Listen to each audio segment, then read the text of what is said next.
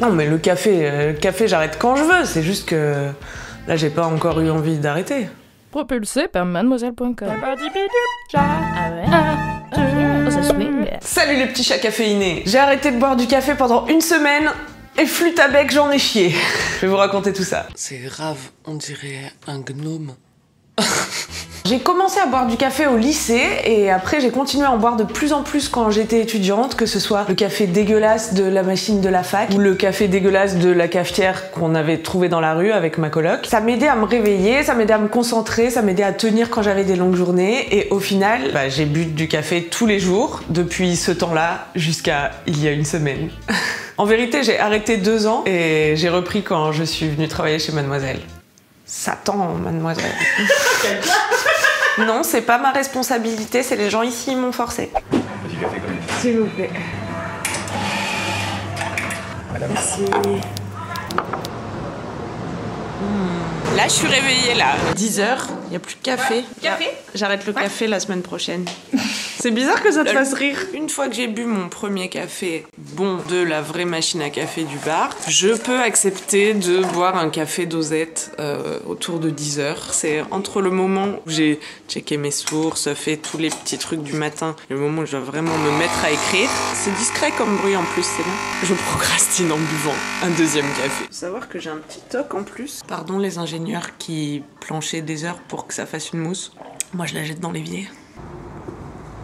Ma vie. On fera bientôt une vidéo j'arrête le sucre, mais il va d'abord falloir que je change de travail. Là c'est pas possible là. Dès le lundi, voilà ce qui se passe. Donc tu manges ça. T'es fatigué, tu fais quoi? Tu bois du café. Qu'est-ce que tu proposais, Louise, pour finir la pause déj? Je me disais qu'on pouvait aller boire un café. Ou un chocolat chaud, ou un thé, ou peut-être t'as encore du gelé sur les dents. 3 cafés par jour, c'est un peu ma limite. Là, j'en suis à 2 déjà. Quand je dois faire des trucs qui durent tard le soir, je me dis c'est pas grave d'être un peu surcaféiné. Comme ça, je tiens jusqu'à la fin de la journée. C'est une belle excuse, Camille. Cette vie est triste. Waouh! Ce matin, j'ai pas eu le temps de me poser en terrasse, tout ça, faire mon petit café. Si, je l'ai fait. Je l'ai pris, comme j'avais pas de monnaie, dans le bar qui accepte que je fasse une carte bleue pour 1 euro de café. C'est pratique, mais le café est pas bon. Faut savoir que si je dors pas 8 heures, c'est compliqué. Je renchaîne avec un deuxième café qui est trop léger, que mes collègues ont raté. Voilà. Je fais ce que j'appelle du café de bébé, c'est-à-dire que je fais du café très léger. Ah ouais. Justement pour pouvoir le siroter un peu toute la journée. Pour boire plus. Et quand il y a d'autres gens dans la rédac qui font du café de bonhomme, je suis là. Et après mon cœur bat trop vite. C'est aussi ça, la vie de caféinomane. C'est parfois boire des cafés dégueulasses. On a mangé dans un restaurant italien, donc le café est très bon ici. Donc je suis obligée d'en prendre un. Tu vois qu'il est bien serré, comme ma chatte. Je t'aime, toi, tu sais. C'est pas très bon quand on y réfléchit. C'est lundi. J'aurais dû arrêter le café il y a une semaine. Visiblement, c'est pas le cas encore. Là, si je buvais pas de café, je sais pas comment je pourrais fonctionner. C'est-à-dire, il est 10h, j'ai pas commencé à écrire encore parce que j'ai la tête dans le cul, en fait. Donc, ce soir, je vais prendre la caméra de vlog et demain matin, je vais vraiment arrêter le café. Même les pigeons ne me croient pas. J'arrive pas à arrêter le café. J'ai tellement de bonnes excuses. J'oublie la cam, donc c'est mon excuse. Demain, j'ai l'excuse qu'il y a ma famille, c'est compliqué. Souvent, je me lève le matin, je me dis non, mais hier, je me suis couchée trop tard. Donc là, je suis vraiment fatiguée. Est-ce qu'on dirait pas que c'est juste jamais le bon moment? Bah c'est jamais le bon moment, c'est comme pour arrêter de fumer en fait. Les trucs chiants, c'est jamais le bon moment de les faire, j'ai remarqué ça. Ouais. C'est forte quand même. Ouais, que ça vous serve de leçon. La question qu'on m'a le plus posée cette semaine, c'est mais pourquoi tu as eu envie d'arrêter le café? Alors, pourquoi? Parce que je sentais que cette substance me maintenait artificiellement en vie, si tu veux. En tout cas, c'était la première pensée que j'avais le matin, c'était vite, mon café. Sinon, j'avais la tête dans le... C'est mon visage 2 secondes après mon réveil, mais je pense déjà à mon café. Je sais pas si on peut montrer ça sur internet. Choquer les gens. C'est pour ça aussi que j'ai eu envie d'arrêter, parce que je sentais que j'étais dépendante de cette boisson afin de survivre. Et ça, c'était gênant pour moi comme idée. En gros, ça te donne de l'énergie sur le moment, et puis après, quand ça retombe, bah t'es encore plus fatigué qu'avant, puisqu'au final, tu t'es pas mieux reposé, hydraté ou nourri. Il faut quoi? Il te faut reboire un autre café. Je trouvais un peu chiant d'être addict à un truc qui finalement est assez peu goûtu quand même. J'étais trop motivée, j'étais super déterminée. Ouais, le café, je vais te faire ta fête. parce que j'avais vraiment envie d'arrêter sur le long terme, donc j'étais super chaud pour cette vidéo. Mais putain, je pensais pas que ce serait aussi dur de décrocher. Je suis avec mes sœurs, ma maman. La serveuse, elle est arrivée trop vite, elle nous a dit « Mesdames, 4 cafés ?» Alors on a dit « Oui !» Et du coup, je vais être obligée de boire un café. Je ferai mieux demain. Cet après-midi, je suis désolée, mais moi j'ai une interview avec Flavie Flamand, donc faut que je sois en forme. Ouais, bonjour! Super, on est body positive, on se filme sans maquillage, avec des cheveux dégueulasses, on n'a rien à branler. Bon, jour 2, à la place du café. Pour me réveiller, j'écoute Jul. Voilà, ça marche bien. Je bois une tisane. Et j'ai fait du yoga pour me réveiller. Donc c'est bon, je suis bien réveillée sans café aujourd'hui là. En plus, il fait beau. Ouais. Dimanche, jour 3. Nous y voilà. Premier lundi sans caféine. Je voulais un jus d'orange pressé, il n'y avait pas d'orange. Du coup, un jus en bouteille de pamplemousse, il n'y avait pas pamplemousse. Je vais boire finalement une tisane à la verveine. Tout ça serait jamais arrivé si j'avais simplement bu du café comme tout le monde. Petite verveine bio, quoi. Je vais pisser, ça va être l'enfer. Pour une fois, je me suis fait abuser, putain, ça n'arrive littéralement jamais de la vie. Les personnes munies de clés ne sont pas là. Et fait amusant, petit bonus de cette semaine, on n'a pas internet, donc en fait on est venu, on attend pour pouvoir repartir travailler à divers endroits. Donc je vais aller bosser au café. En temps normal, je me serais dit ouais super, ça va me donner l'occasion de boire un petit café. Donc je sais pas quel breuvage je vais adopter. Tout est plus cher et moins stimulant que le café globalement quand on regarde. Sachez mes amis que le café est vraiment une drogue. Je l'ai appris en tournant cette vidéo. L'intoxication à la caféine est même répertoriée par le DMS-5 qui est le manuel diagnostique et statistique des troubles mentaux. Excellent! On peut être diagnostiqué intoxiqué à la caféine à partir de 4 à 5 tasses par jour et on peut même faire des overdoses de caféine. Aujourd'hui, nous pénétrons le monde des drogués à la caféine. Sexe, rock'n'roll, expresso. Quels sont leurs réseaux? Bonjour, je m'appelle Sauvane. Bonjour. Quand j'étais étudiante, il y a 10 ans environ, pour tenir en classe, je buvais 2 à 3 litres de café par jour, que du café, pas d'eau, 100% caféine. Donc j'ai fait une overdose de caféine, ça s'est passé de la façon suivante, j'ai commencé à ne plus voir de l'œil droit, puis ensuite j'avais des palpitations dans les yeux, je tremblais, j'avais du mal à parler, et en fait un médecin finit par me dire « Vous faites une overdose, mademoiselle !» Et oui, parce que c'est une addiction. C'est horrible. Du coup j'ai arrêté pendant 1 an, et quand j'ai regoûté du café 1 an plus tard, eh bien j'ai fait un malaise, c'était top. Buvez de l'eau. C'est bon, on peut imaginer tous les goûts avec. Si vous buvez du café, si vous n'en buvez pas, ne vous sentez pas jugé. C'est votre problème, après tout. Pas le mien. En tout cas, le café, c'est une drogue très difficile à arrêter parce qu'elle est légale, pas chère et que la dépendance à la caféine est globalement, socialement, bien acceptée. Tu vois, petit café? Tu bois pas de café? Oh. Tu vois? Je pense que je vais me prendre un long café noir. Oh la un long black. Moi j'ai bu un déca là, c'est triché ou quoi? Non, ça va un déca. Parce que le problème dans le café, c'est surtout le surplus de caféine, non? C'est ce que je me dis. Moi je trouve que c'est ça un déca. Quand tu commences à tes cafés, ça va, ça compte.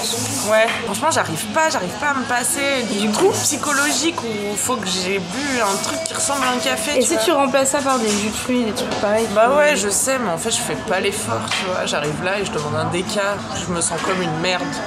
Alors, la culpabilisation, c'est pas bien. On va faire ça. Ça, notre psy nous l'a dit. Ouais, parce qu'on voit la même... Ouais. Le peur d'après manger, il est assez terrible, je dois dire. Mais je vais résister.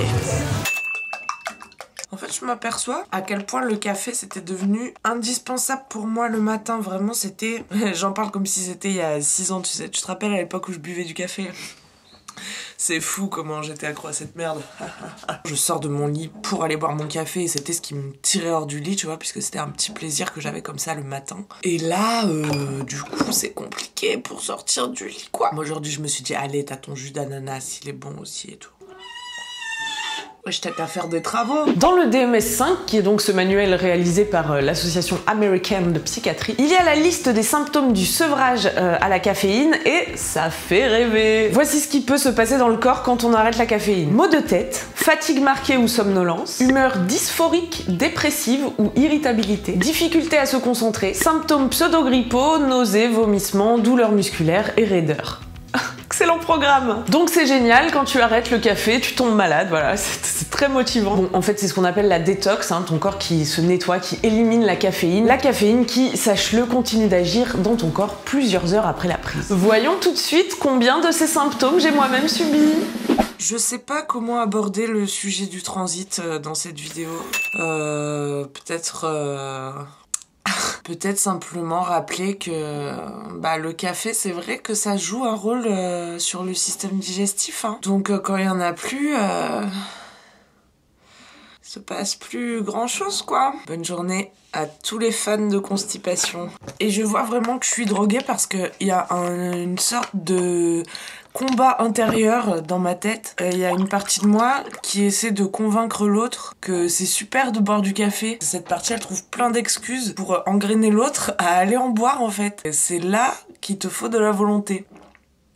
Ça fait quand même quelques heures que je partage le canapé avec Queen Camille. Je me mets bien comme ça de manière à ce qu'on puisse bien checker mon double menton là de baladure. Voilà, je voulais dire qu'il y avait une personne à plaindre ici dans cette entreprise, c'est moi, parce que non seulement elle me pète à la gueule H24, elle me rote au fion, tout pareil. Et maintenant qu'elle boit plus de café, elle se détoxe soi-disant dans tous les sens, par le nez, les oreilles, le cul, la bouche, c'est un enfer. Tout ça qui vient s'ajouter à ces odeurs de pied, plus les odeurs d'égout de la salle de bain, voilà. Et ça c'est pour Bibi quoi.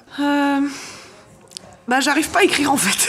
Parce que j'ai l'impression d'être en veille. Tu vois, il me manque quelque chose pour démarrer quoi. Je suis là, je sais pas quoi faire pour me réveiller en fait. La cocaïne, j'essaie d'arrêter. Donc je pense écouter de la techno minimale. Je vois que ça. Et c'est 14h et c'est très très dur.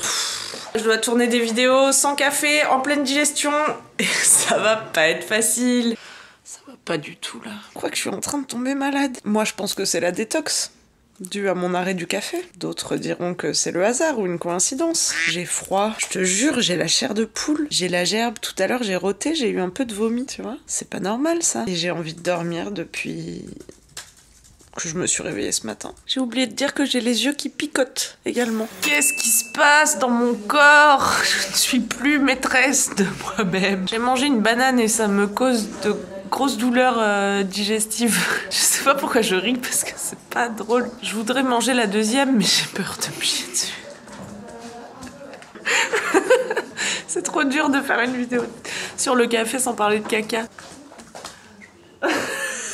J'ai plus froid, je suis sortie de mon état grippal. Aujourd'hui à la place j'ai chaud.